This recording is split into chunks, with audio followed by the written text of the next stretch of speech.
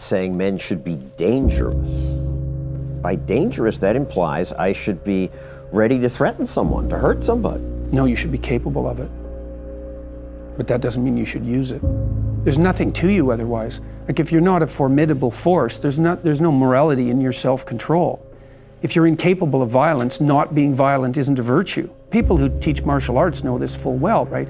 If you learn a martial art, you learn to be dangerous, but simultaneously you learn to control it. Both of those come together. And the combination of that capacity for danger and the capacity for control is what brings about the virtue. Otherwise, you confuse weakness with moral virtue. I'm harmless, therefore I'm good. It's like, no, that isn't how it works. That isn't how it works at all. If you're harmless, you're just weak. And if you're weak, you're not going to be good. You can't be, because it takes strength to be good. It's very difficult to be good. Someone I really respect said this. There are basically two kinds of people in life. They're winners and they're losers. And the definition is this. Losers take things that happen to them and that they feel inside that suck, and they wallow, and they use it for self or outward destruction. Winners take whatever they feel it, it sucks, and they transmute it into things that are good for themselves and for the world. Period. End of story. And so when I say it's like devil, God stuff, it's actually that way. That's how it works. When you're obsessed with something, it doesn't require discipline because you can't wait to do it again. Mike Tyson said best, he said, discipline is doing something you hate, but doing it like you love it. If tomorrow never comes, how far would you go today? If tomorrow was not a guarantee, how far would you push? If you thought that today was your last opportunity to ever do the thing, how far would you go? If today was the last day you were ever going to work out, to ever be able to train for a certain event, how far would you push? If you were a football player in college and this is going to be the last game you're ever going to play, how far would you go? How fast would you run? How much would you sacrifice knowing you're never going to lace it up again? You know, my kids' lives are literally on the line. If I do not run at absolute 100%, how far would I dig in? How far would I go? How hard would I hit? Like, how hard would I go? Like, what does 100% look like? And a lot of people never touch it. They never understand their full capability, their full threshold, because they never reach it. They've never sit down, they've never connected mind and body and gone, what is 100? Like, what is absolutely everything? I feel like I did it for a long time. I'd save it for tomorrow. Like, I'd save it for the next time. Like, I'm gonna save a little in the tank. What if you never have an opportunity to use anything in that tank ever again? What if today's the last time you're ever gonna do it? Let me see how you push yourself. Come on, man, get up. Get up again tomorrow. Get up again tomorrow. Get up again tomorrow. The next day, get up, get up, get up, get up. Keep going. How long can you maintain a positive attitude? Just doing it makes you do more. Like, do more hard shit makes you do more hard shit. Yeah. Understanding that you want it bad, so you're willing to put into work and do things you don't want to do. It's what makes you have the confidence that you know how to push through, and the mentality that I'm the type of dude to get shit done. Remember, it's not what you have, but what you do with what you have that separates winners from losers. The Greek philosopher Epictetus once said that circumstances do not make the man or woman, they merely reveal him to himself. It's not what happens to you, but how you respond to what happens to you that counts. In the final analysis, your response to the adversity of life is the real measure of who you are and what you're made of. Most people, the bottom 80%, are lazy, and they're looking for an easy way. They're looking for a shortcut to be successful, and there aren't any. But if you do something repeatedly, over and over, you develop a habit. So most people are in the habit of looking for easy ways to get the things they want. And they're surrounded by people who think the same way. You know, as much as 95% of your thinking is determined by the people that you associate with on a regular basis. If you associate with people who don't work hard, don't learn, socialize after work, then you become like them. You think like them, you talk like them, you dress like them, you marry them. So you're married to someone who also has no ambition. And you raise children, and your children have no ambition. Just go to work and complain about your work.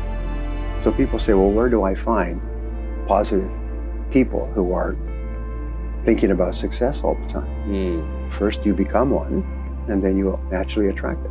You know what you're supposed to do. deep down inside. I think everybody does. And a lot of people just don't go after it. You know, like most people start out, they say, I want to be a this, but I'm going to get that to make sure I have something to fall back on. Yeah. And what you're doing is you're setting yourself up for failure because you're going, there's a possibility that I'm going to fall back. And when you put that out there, then you fall back. But if you just say, hey, this is what I want to do, and you go do it, you usually get your stuff the way you want it, man. If you want to be really great at something, you kind of have to be out of your f***ing mind, but you also have to have an iron will. Yeah. You don't want to work out every day. Yeah. There's going to be days you just want to eat cake and sleep. Yeah. But if you want to get past the guy who eats cake and sleeps, you don't eat cake and you don't sleep. Yeah. And so I've been suggesting to young men in particular, it's like, you want to get your life together? Take the path of maximal responsibility. Not because you should, even though you should. That's not why. It's because that's the pathway of maximal adventure. So you say, well, what's the meaning of life? It's like, it's the meaning that reveals itself when you take the pathway of maximal responsibility. That's exactly the message of the crucifixion. That's precisely the message. Pathway of maximal responsibility. And that's a terrifying thing. There's no difference between that and the dragon and treasure stories that are, unbelievably archaic. The greatest possible treasure is to be found where the danger is most intense. The next year is going to go by whether you're doing something about your life or not. The next 10 months are going to go by whether somebody is working to make change or whether they're not.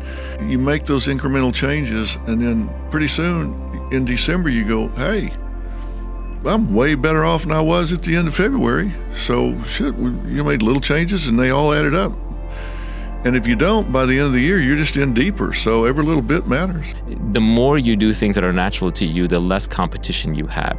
You escape competition through authenticity, by being your own self. If I had to summarize how to be successful in life in 2 words, I would just say productize yourself. That's it. Just figure out what it is that you naturally do that the world might want, that you can scale up and turn into a product. And it'll eventually be effortless for you. Yes, there's always work required, but it won't even feel like work to you. It'll feel like play to you. And modern society gives us that opportunity. If you were 2,000 years ago, you're born on a farm, your choices are very limited, right? You're going to do stuff on that farm.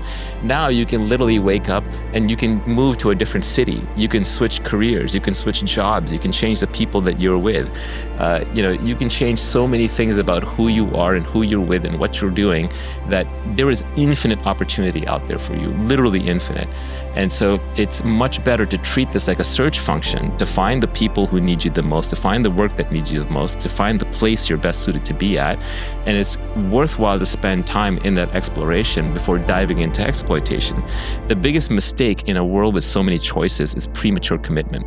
If you prematurely commit to being a lawyer or a doctor, and now you've got 5 years invested into that, you might have just completely missed. You might just end up in the wrong profession, the wrong place, with the wrong people for 30 years of your life grinding away. And yes, the best time to figure that out was before, but the second best time is now. So just change it. Your brain needs pressure. It needs constant pressure. And stress and pressure is not a bad thing. We have this thing where we feel like stress is bad. It's bad for you. Bad. You need to relax, man. You need to chill. Stress will kill you. No, being bored will kill you. Not having anything to do will kill you. Is much more dangerous than stress.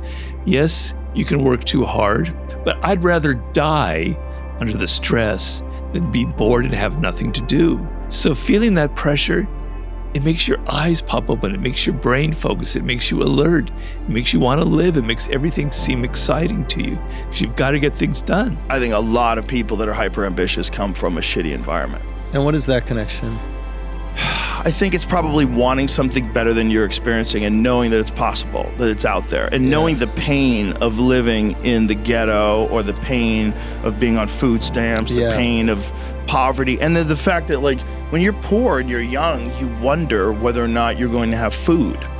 That's a scary thought for a child. Yeah, that's motivating. Yeah, it puts a kind of fire in you, you don't get a Mike Tyson if he grows up in Brentwood. Yeah. You know, you get them when they grow up in Bedford-Stuyvesant. Yeah. You know, you don't get them when they have an awesome dad and an awesome mom who's there for their baseball games, tells them what a great job they did, and consoles them when they get hurt. And no. You have like a life of pain, and then you got some pain to dish out after that. My observation is the doers are the major thinkers.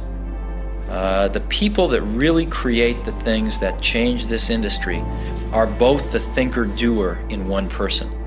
And if we really go back and we examine, did Leonardo have a guy off to the side that was thinking 5 years out in the future what he would paint or the technology he would use to paint it? Of course not.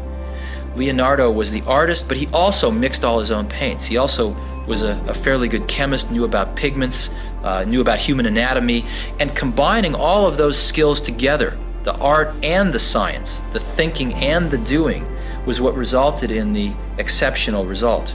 And there is no difference in our industry. The people that have really made the contributions have been the thinkers and the doers. And when you a lot of people, of course, it's very easy to take credit for the thinking. The doing is more concrete, but it's very easy for somebody to say, oh, I thought of this 3 years ago. But usually when you dig a little deeper, you find that the people that really did it were also the people that really worked through the hard intellectual problems as well. And it's that old expression, it's better to be a warrior in a garden than a gardener in a war. It's an old expression, but it makes sense because it doesn't mean that you can't be kind if you're strong, but it does mean you can't be strong if you're weak. Yeah. You can have what you want in 5 years, but there's 2 conditions. You have to know what it is, and you have to aim at it. Figure out what you want, write it down, figure out what you could do to start moving towards that. Okay, do that with your family relationships. Do that with your friendships. Do that with your career. Do that with your education. Think about your misuse of alcohol and drugs and other things that might drag you down. Develop a vision, and you have to do that in dialogue with yourself, right? It's like, if I could have what I wanted, what would satisfy me? And you might think, well, I could never get that. And I could say, well, maybe not, but I'll tell you one thing, man. You can move towards it. And I know almost all the pleasure is in the moving toward. All life form strives to the max of its potential except human beings. How tall will a tree grow? As tall as it possibly can. You never heard of a tree growing half as high as it could. No, trees don't grow half. A tree drives its roots as deep as it can, reaches as high as it can, produces every leaf it can, every fruit it possibly can. To the max. Every life form strives to the max, except human beings. Now, why not human beings? Jot this down. You've been given the dignity of choice. You're not a robot. You don't have to repeat this year the same as last year. You can tear up last year's plan, develop a new plan. So, the dignity of being a human being. Now, here's the choice on being a human being. To be part of all we were meant to be, or to be all. To strive for all, or half, or part, or some. The choice is up to you. One of your quotes is, when you're winning, you're not as good as you think you are. When you're losing, you're not as bad as you think you are. What's that mean to you? When you're winning, everybody's telling you how amazing you are. Oh my God, let me tell you, dude, you know what? You're the best. You're amazing. You know, you're just better than that guy, and you're better than this guy. And it always takes me back to that quote of Marcus Aurelius, who had a slave that would sit behind him and always whisper to him, hey, you're just a man. You're just a man.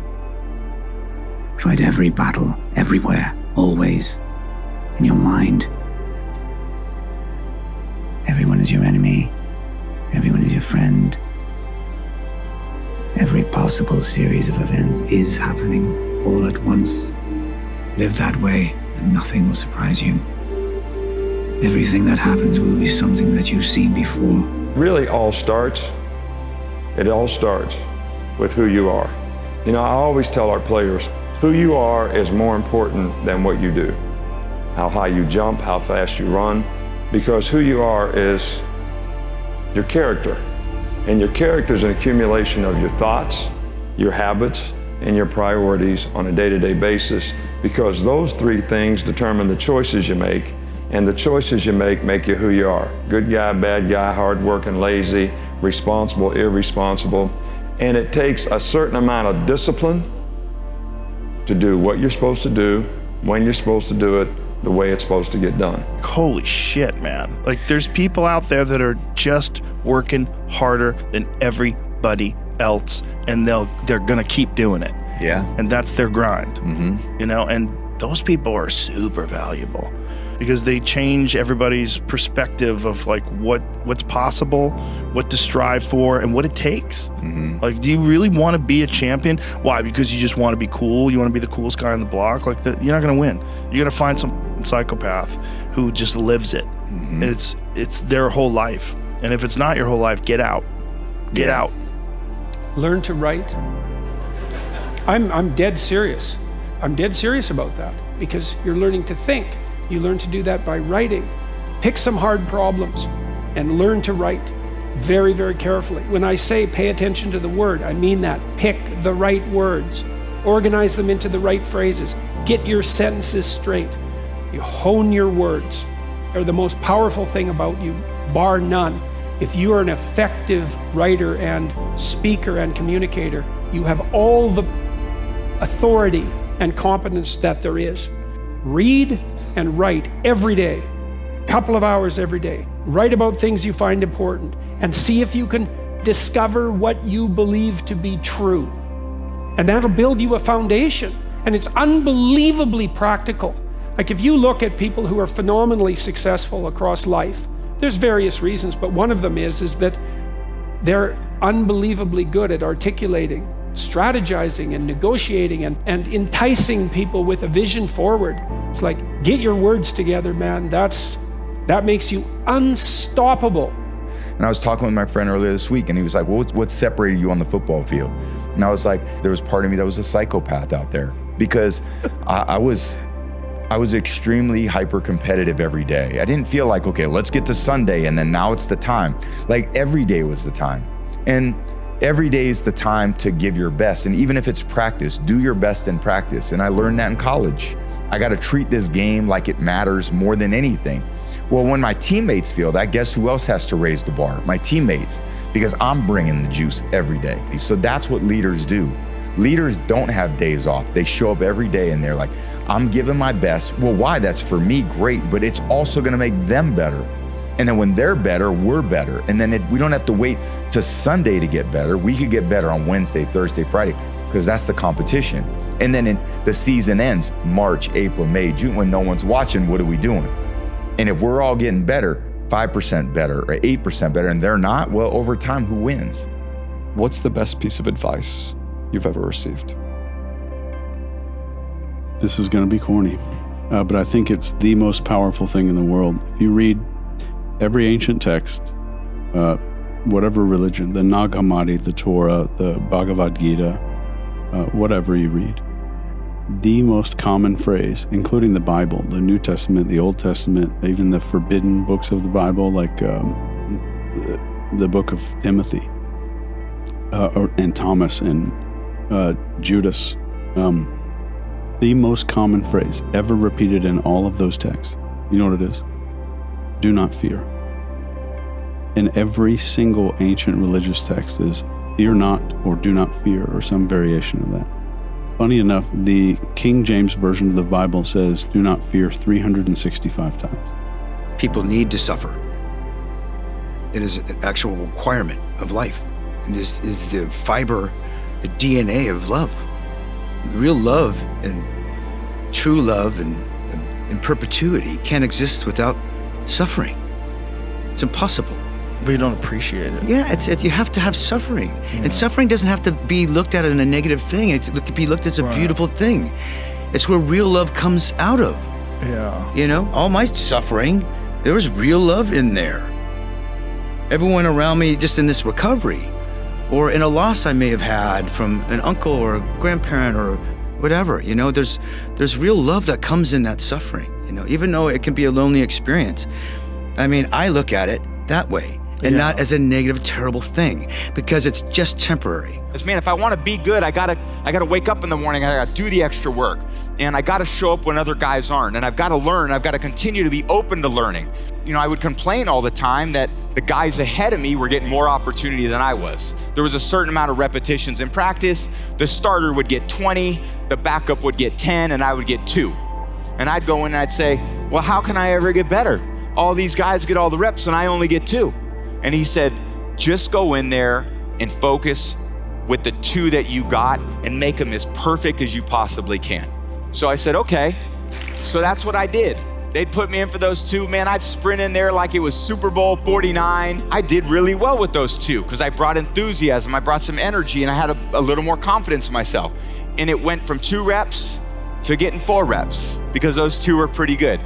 And before you knew it, through this new attitude, through this new shift that Greg had said to me, you know, focus on what you can control. Focus on what you're getting, not what anyone else is getting.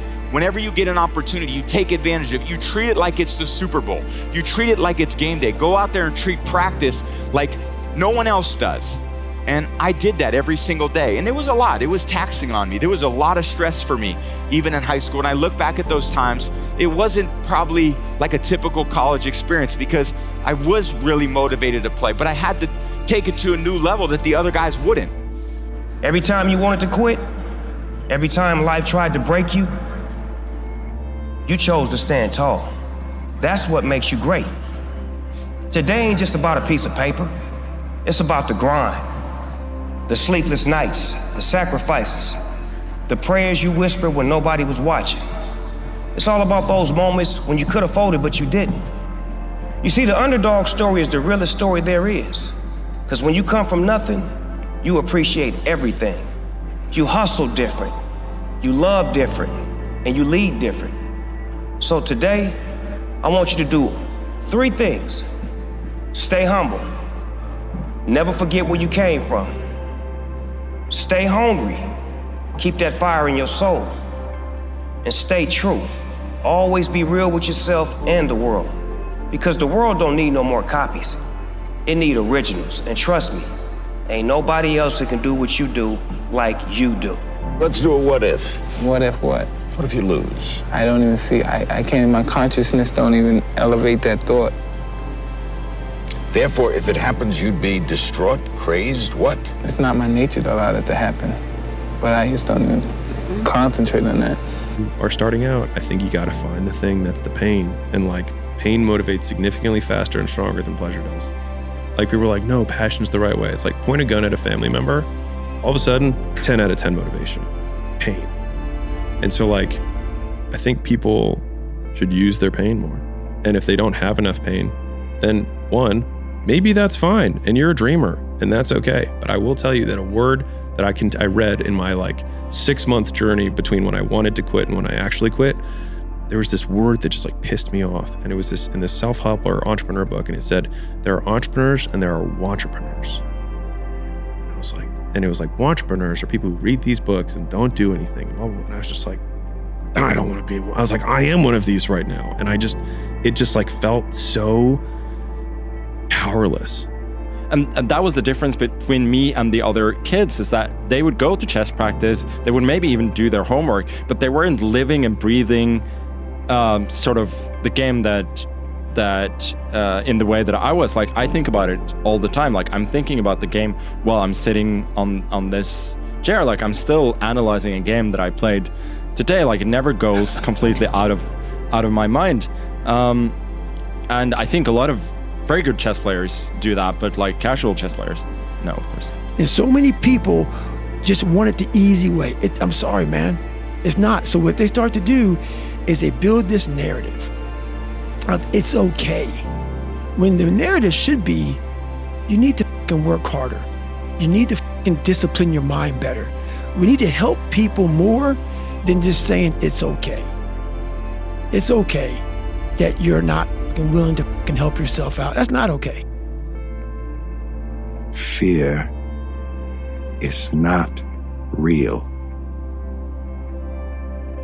The only place that fear can exist is in our thoughts of the future.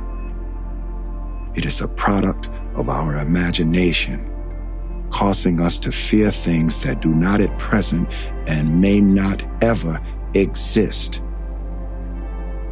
That is near insanity, Qatar. But do not misunderstand me.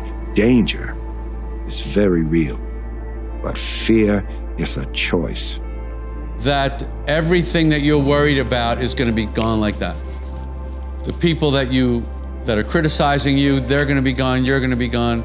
All this hand-wringing worry and concern over how are people viewing me, and someone said something bad about me and you get so upset about it, is wasted time and energy. Marcus Aurelius says your only focus should be on getting better at what you're doing. Focus on what you're doing, get better at what you're doing. Everything else is a complete waste of time. You know what you gotta do. Do it. Do it. Now you're gonna have to go through hell. Worse than any nightmare that you ever dreamed. But in the end, I know you'll be the one standing. Anything you want can happen and become a reality. A person can accomplish anything that they want. If times are hard, good things nor bad things last forever. But most generally, we are in control of our own destiny. If you love something, if you have a strong passion for something, you would go to the extreme to get it. Quitting. You'll regret it for the rest of your life. It just got too hard. It's supposed to be hard. If it wasn't hard, everyone would do it. The hard is what makes it great. Do you know that the harder thing to do and the right thing to do are usually the same thing? Nothing that has meaning is easy. And so a lot of times we have this desire to point the blame finger externally, but wherever you point the finger of blame, power follows.